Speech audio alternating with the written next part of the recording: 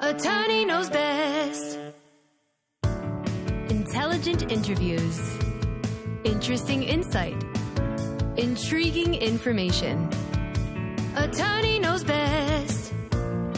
Here's your host, Sean Bartley. Okay. Welcome to another episode of Attorney Knows Best. I've been gone for a while, but now I'm back. I have a new producer named Patrick O'Connell who'll be joining me here on Attorney Knows Best to help me create the best content to share with our users. We have the pleasure today of having Apostle Shirley Jones, an evangelist, a pastor's wife, and more notably, a mental health professional and author of books. Welcome to the show, Shirley Jones. Welcome. I need to make one correction. I am not. One correction. I am not a pastor's wife. I am the pastor. Oh, forgive me, Apostle Shirley Jones. That is okay. That is a big faux pas on my part. That's okay. Well, I apologize. Where are you the pastor? It's Rehoboth Family Life Center, and we're located in Upper Marlboro, Maryland. Great. Well, thanks for joining us today, and I apologize for that faux pas. That's okay. That's okay.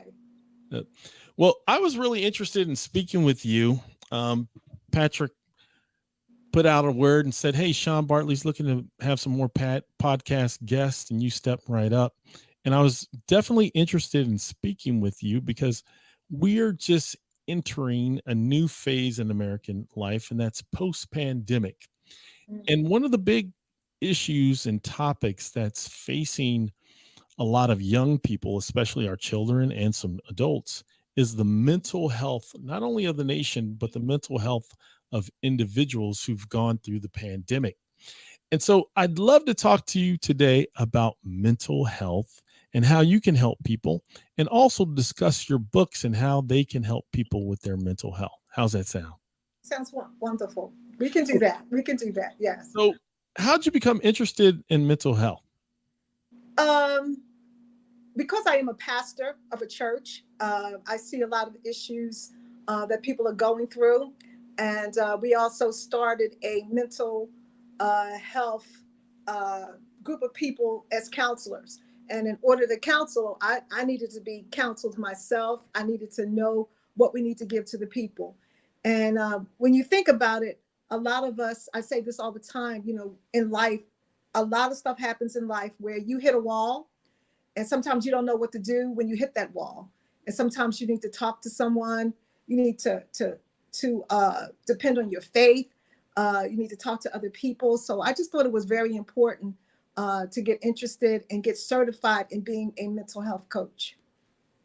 Now, when we talk about mental health, define mental health for us, because a lot of people get it mixed up as to what exactly is my mental state or my mental health. How would you define that for people? I would say when you're talking about mental health is being in a position where you can't normally function. And what I mean by normally function, because we have people that go to work and they function and they come home and they cry all day. They can't they can't even eat dinner. Anything that causes you to do something contrary to living a normal life, or feeling displaced, or feeling like you can't function, feeling depressed, having anxiety, feeling isolated, feeling less. I mean, there are so many levels of this. We have addictions. We have so many things that causes our lives to be stagnated. And a lot of times we just need somebody to talk to. We need to acknowledge that I'm suffering. And a lot of times people won't share because we become very judgmental. We become pointing fingers.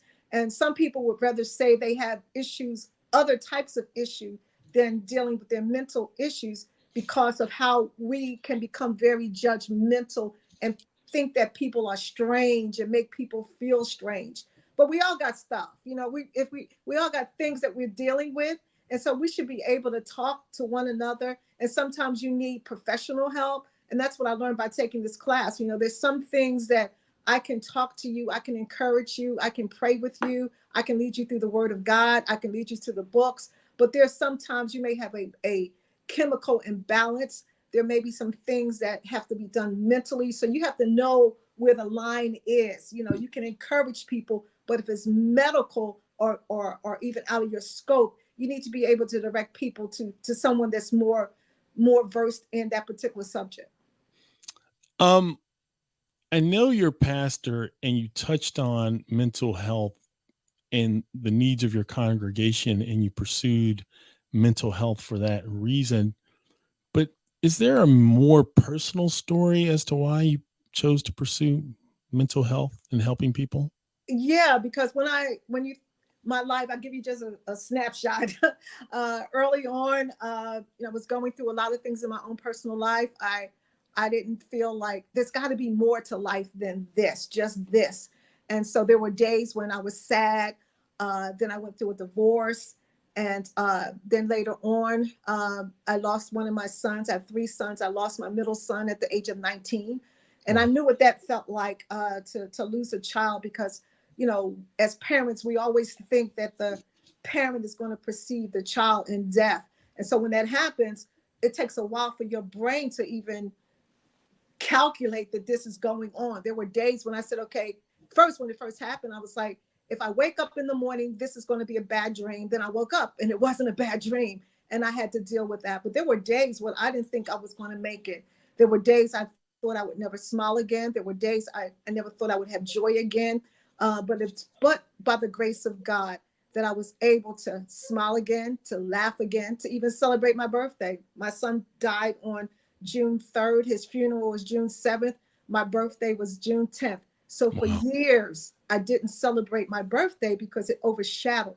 So I understood how you can get into a place that you can't get out of, and you need more than just you to do that. But there were days when I said, I can't do this. I'm not going to make it.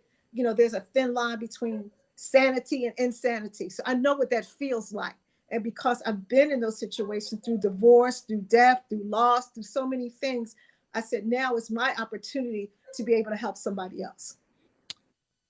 How did you deal with the grief in losing your son? I think this information is going to be helpful to a lot of people. And the reason I think it's going to be helpful is because during the pandemic, people lost a lot of close loved ones. And unfortunately, in our urban areas, in Americans' urban areas, and in our cities, there's a lot of loss of life of young people. What advice or what tools could you share with a mother who may lose their child as a teenager? Well, I could say for me, was my faith. I had a relationship with God, and I knew that I could not do this on my own. And I said to God, when it first happened, I said, God, how do you expect for me to do this? I can't do this. But I could hear in my spirit him saying, but I know you can't, but I can. And so I had to depend on my faith. When I couldn't read, when I couldn't sing, when I couldn't talk, I had to just stay before God and say, God, I can't do this, and you got to help me. And so I would say that to the person that has lost this child, that's very painful. It doesn't go away just like that. Don't let people say, you know, you need to get over it. It's been 2 years, whatever. No, you got to grieve as long as it takes. But I would say that you have to have a relationship with God. I would say that across the board, regardless of what you may be going through. That was the thing that made the difference in my life, because I realized that it had not been for my faith, I don't know where I would be, because we turn to so many other things besides faith. When that happens, we become promiscuous, we drink, we drug, we become depressed. We do so many things just to get that pain up off of us. But I found that with my relationship with God, it helped me to to get quiet and allow him to heal that broken part of me, and to let it happen. And so I would say to that person, to that mother, or to that father, or to that person, his loved ones, you know, admit that you're hurting. You know, it's okay to cry. It's okay to feel sad, because those are real emotions. But you have to get to a place that you got to be able to trust God that this too is going to change. That's great insight. One of the things in our African American community is that mental health has a negative stigma. People don't often come to terms with the fact that they have maybe a mental health concern, or they need to talk to someone about what they're feeling, their outlook on life. Have you addressed concerns with the stigma African Americans sometimes put on mental health? Yeah, I think part of it is because we judge. Unfortunately, we judge one another, and I think it goes from back to generations. It always was an Uncle Joe. Well, Uncle Joe, he just strange. Uncle Joe just act like that. He a little crazy. But no, Uncle Joe may had some issues that nobody knew. We didn't have a label for it. Now we have a label. We said there are mental health issues, just like we have diabetes, we have heart issues, we have migraines. Mental health is an issue that we need help in, and that we should be able not to feel bad about it, not to judge one another, not to call somebody crazy, but I need help, and I need you to help support me in getting the help that I need. So I think if we just talk to one another, I think as a Black community, and I want to do this with women, is that, we all go through the same types of situations, and we should be able to come and talk and encourage to one another, because somebody came through what you're just going through. And, if we could just come together and support one another, talk about and be transparent and honest, not like we all got it together, and nothing doesn't touch me. That's not true. We all hit something, a wall, someplace in our life that we need somebody else to help us along the way. And if we can do that as a community, I think we'd be better. We would be a better group of people.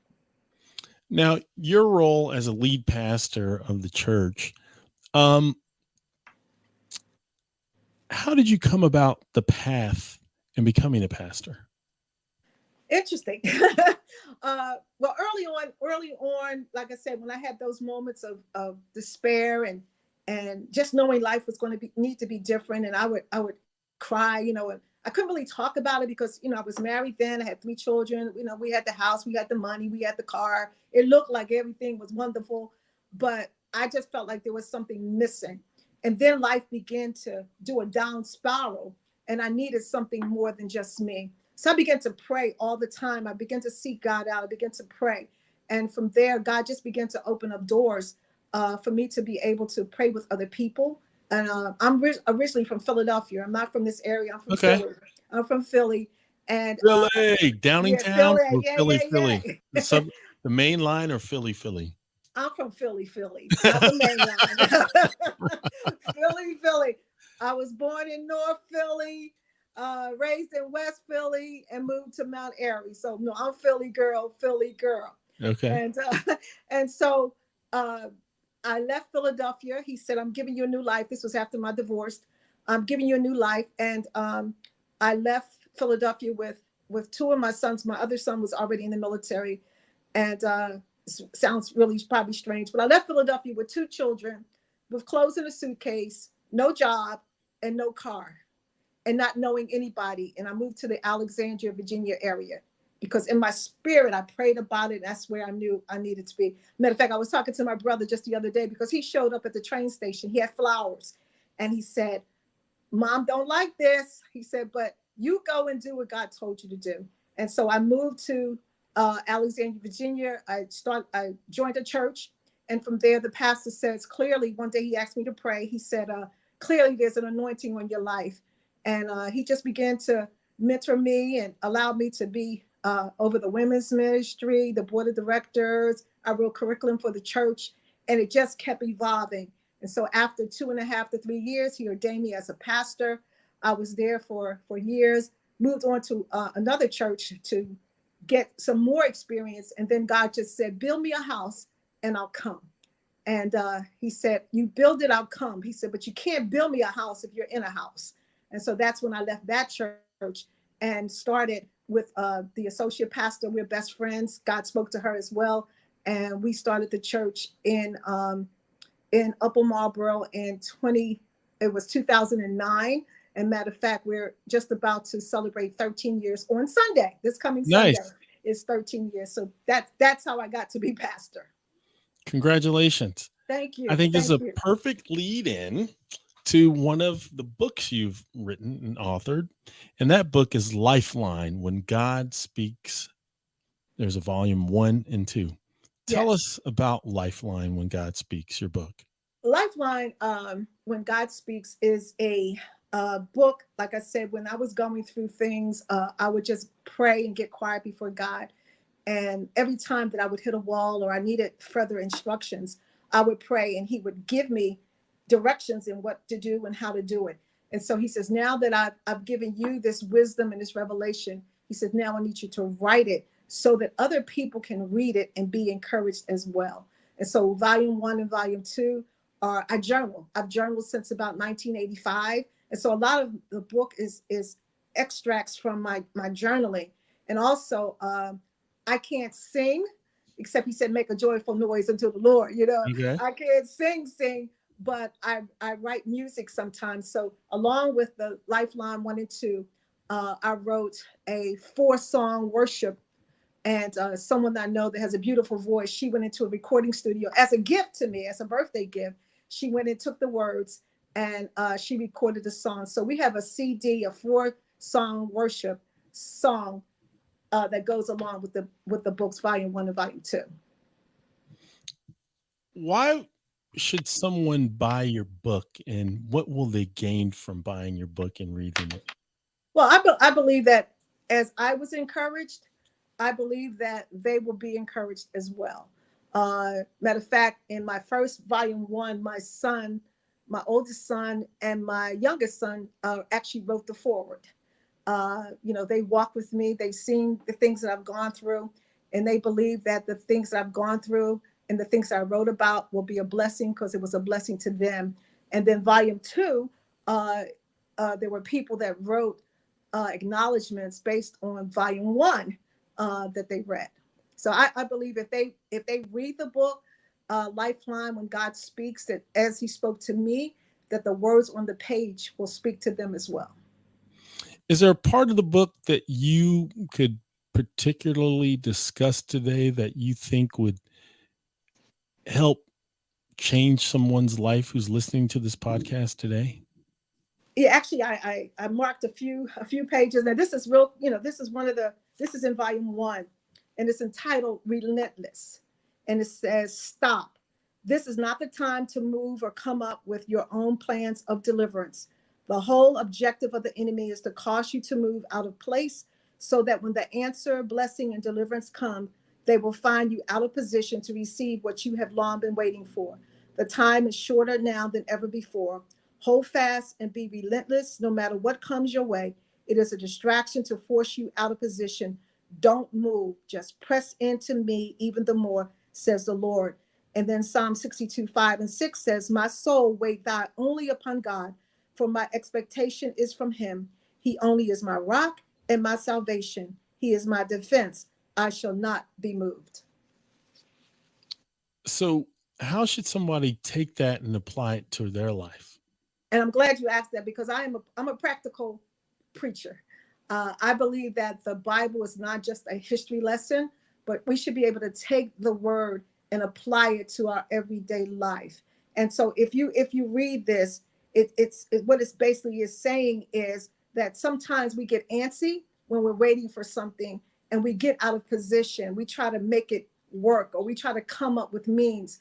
But I've learned that as you're going through things, if God has promised you certain things and you know that he has said this, then don't allow doubt and fear and lack of time or it didn't happen when you thought it was going to happen now to make you do something, because then you fall into a ditch or you make it worse than what it was. So these words are saying, don't move, not now. Come on, hold up. Don't move. Just press in and wait, and you can see it happen like he said that it was going to happen.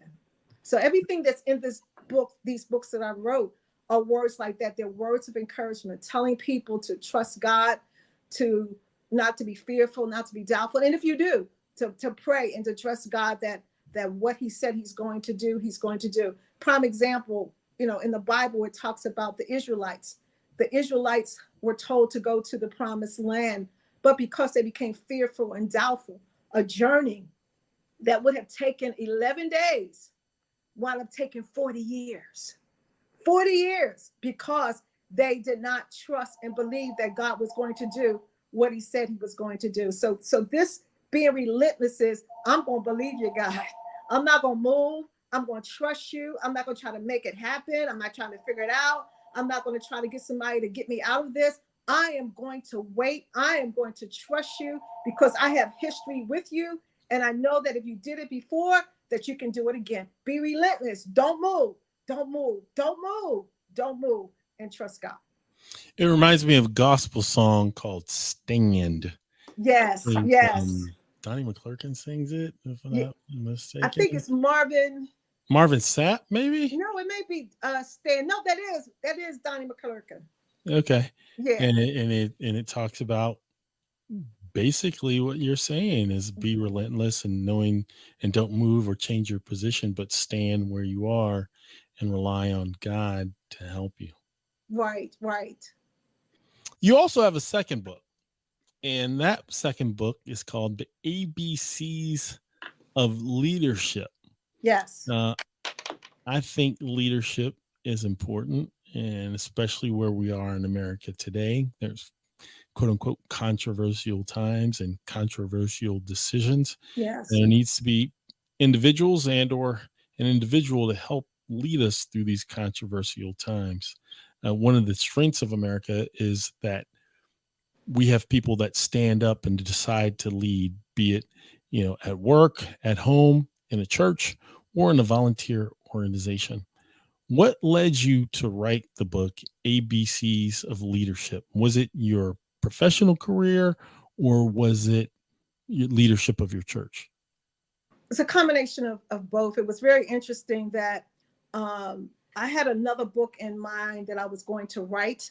And when it was in my spirit to write a book, I said, okay, well, I've already did a chapter or two from something that I taught at a women's conference. So I said, okay, I can do that. But the more I said, it was like, no, that's not what I want you to do.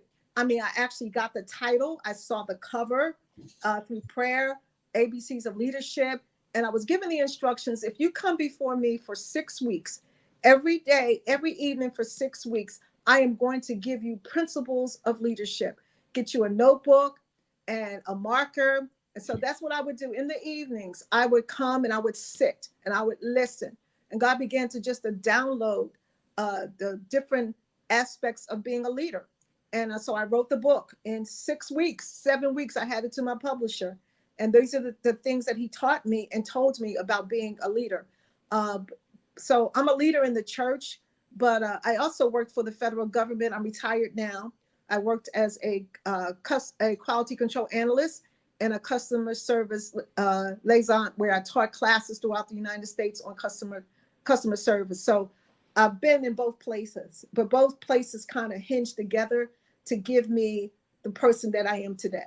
And so I believe that if people read this book, that they would be able to pick it up and be a leader. What agency did you work for, if you don't mind me asking? It's called PBGC. It's a Pension Benefit Guarantee Corporation. Okay. Very important group. Yeah, down at 12th and K Street. And It's interesting with that because when I left Philadelphia, I had left insurance. I did insurance all my career, and pension was the only piece I did not have. And my job moved to the suburbs, and I didn't go because my mom was sick. My father had just passed. And at the time I was married, and we decided that we were going to let me stay home for 4 years to raise the children. But when I came down when I went back to the job, the only part of insurance that I didn't have was pension. And I moved here, and this is what this organization do, nothing but pension. So I started working there 2 weeks after I got here, and that's the agency that I retired from. Okay. Getting back to the book, ABCs of Leadership, can you share some of the key tools of leadership? Okay, one of the things, as a matter of fact, I marked this in the book. Let me see. Can you hold up the book cover for people to Oh, see? sure. This is the ABCs of Leadership. Nice.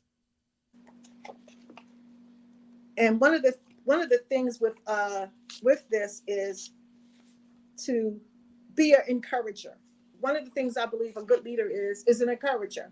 And it says, never assume that people do not need a word of encouragement, regardless of who they are and in what position they sit. We never know what is going on in the life of people. Example, while get on the train one morning, I saw a woman who was dressed very stylish. She got on the escalator in front of me, but we arrived at the top about the same time. I felt a stirring to say something, so I mentioned that she was a very classy lady and looked nice. She stopped and thanked me and said, "You do not know how much I needed to hear that." I was so thankful that I went with what was in my spirit. Know that a lot of things you have experienced were to make you able to encourage others to see and to know God is faithful and he will bring them through. Sometimes it is the small things we say or do that may make the difference in a bad day versus a good day. Leaving the church or staying or even committing suicide or being determined to live. As a leader, you must be willing to speak words of encouragement, even when they may not always be received. I believe when God places something on your heart to speak to someone, it will make a difference. Let us as leaders just be obedient to the stirring of encouraging words. Somebody encouraged and push you. Now do it for someone else that they may become all that God has planned for them to become. I watch people blossom into their gifts and calling when words of life have been spoken to them. I thank God for all the people who have encouraged me to move forward and do the things I am doing now in my life, and those things still yet to come. I speak words of encouragement to you as the leader in you is further birthed out of you, and that you make a difference in the places you are called to lead. The people are further waiting to hear your encouraging words as they are being crafted by the Holy Spirit. Open your mouth, encourager. Neat. Um, in one of my personal experiences recently, I like to play a lot of golf, and I was at this golf course in Florida called Stream Song, and they had this really famous, popular golf announcer, and he gave this talk and he gave this speech, and I really enjoyed it. And Mm-hmm. I went up to him and I said, "Tom, I really enjoyed your speech, in particular how you connected the present with the past."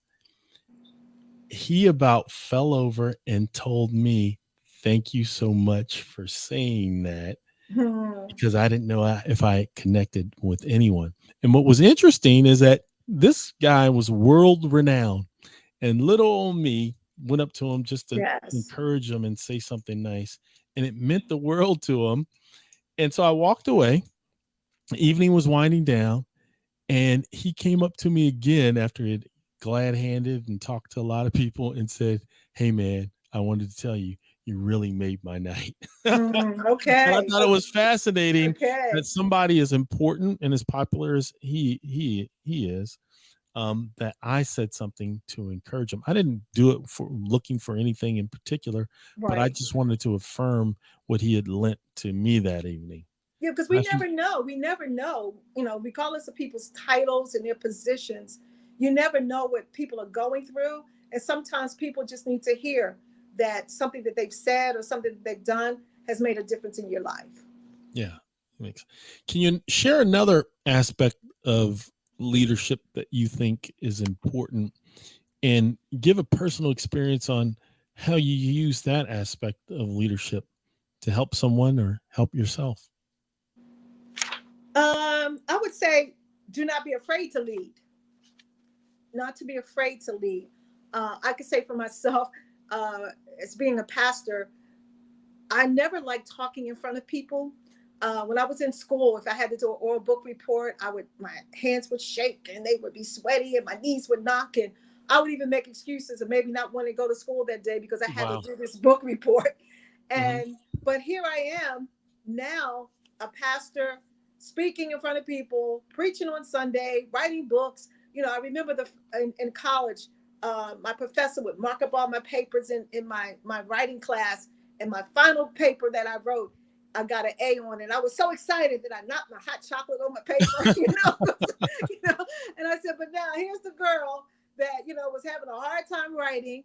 Now she's writing 3 books. I'm working on my 4th book, and now I'm leading a group of people I'm talking in front of people. So don't be afraid to lead. I think sometimes we look at our experiences and we look at who we are and we downplay it. And not that you should be cocky and arrogant, but if God calls you to it, then he will supply you with what you need to be able to do what he's called you to do.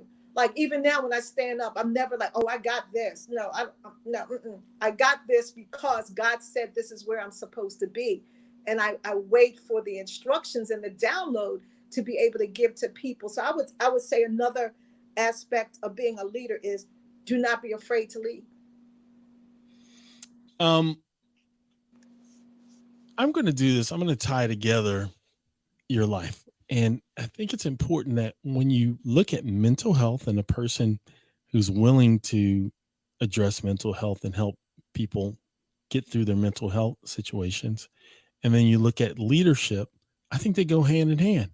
Yes. Because when you are willing to lend your skills and abilities as a pastor and as a mental health professional, you are leading and you're volunteering your time and you're taking on the risk to be of service and of benefit to someone else. Do you see the interrelatedness between being a pastor, an author, and mental health coach?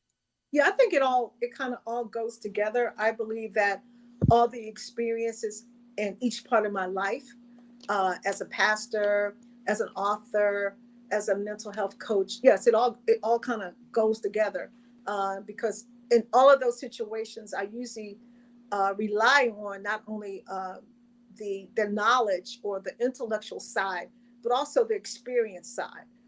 Like I tell people all the time, it's nothing that you probably gone through that either I haven't done myself, or I heard about it, or I seen about it. So never feel like, even when I'm doing marriage counseling, it's like let's be straight up with one another. Let's just be transparent. And they know that that's the type of person I am. I don't sugarcoat it. I don't try to make it flowery, because that doesn't help anybody. Let's really talk about it. So as a leader, as an author, and as a mental health coach, I try to keep it real. Try to keep it real. Yes.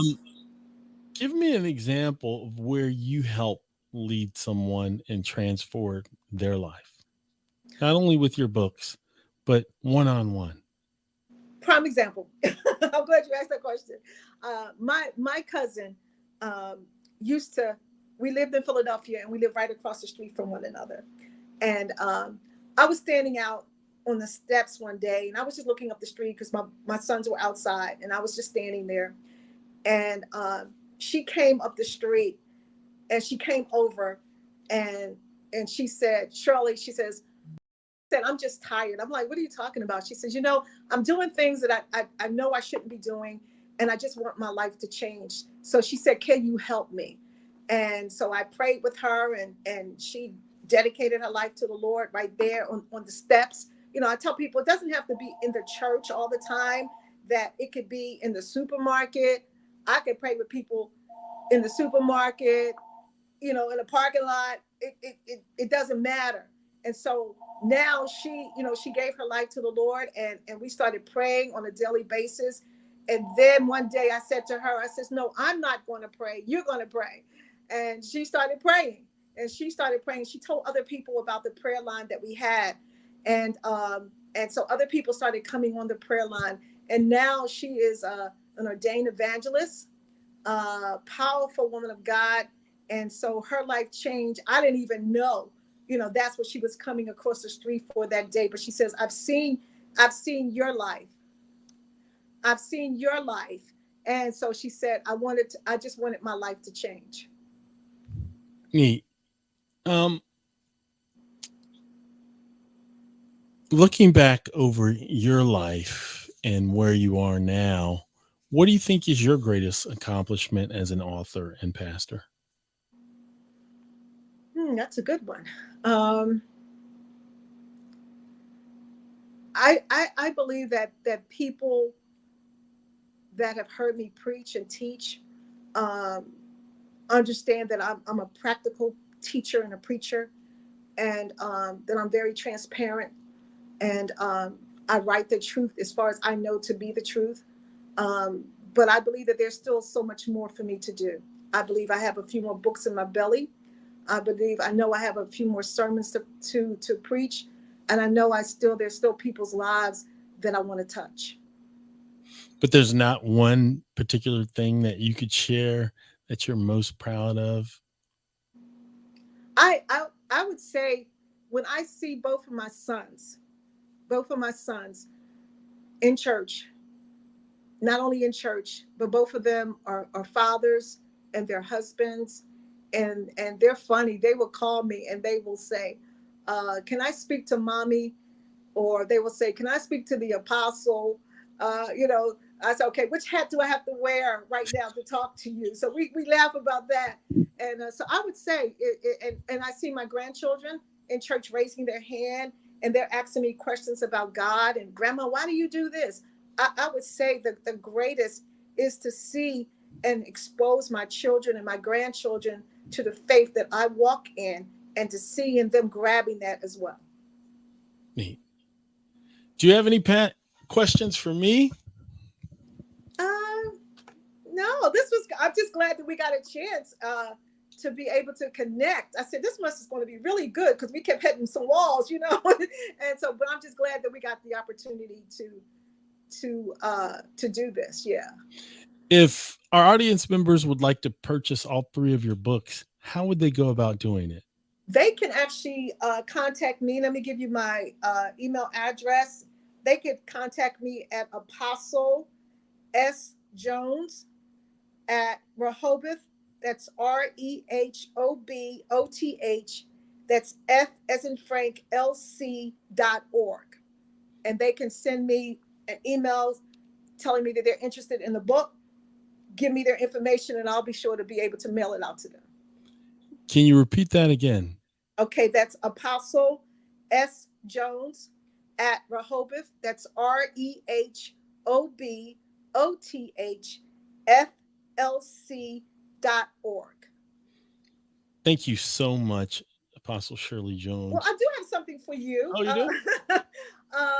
I don't know whether you have a particular, and you don't need to answer that, a particular church that you are affiliated with, but would love to have you and your family to come out and visit us this coming Sunday, if possible, for our 13-year anniversary.